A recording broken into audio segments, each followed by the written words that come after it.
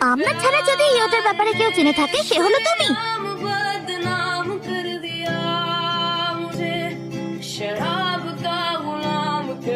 আর মিথ্যে বলার চেষ্টা করো না, তুমি ইয়োটাকে দেখেছো আর তুমি ওর ব্যাপারে সবাইকে বলে দিয়েছো। আমি তো এটাও জানি না যে ইয়োটা কে। একটা বাচ্চা যে আমাদের ভিলেজে হারিয়ে গেছে, ওর উপর আমাদের দয়া হয় আর আমরা ওর খেয়াল রাখছিলাম। তারপর আজ আমরা এখানে এসে দেখি সবকিছু কেমন ছড়ানো আর ইয়োটাকেও পাচ্ছি না। তাহলে ওই বাচ্চাটা কোনো অন্য ভিলেজ থেকে এসেছিল? তোমরা সবাই একটা অন্য ভিলেজের বাচ্চার কথা খেয়াল রাখছো, কিন্তু তোমরা কখনো আমার ব্যাপারে ভাবোনি। दर्द होने दो, जख्म गहरा है, इसे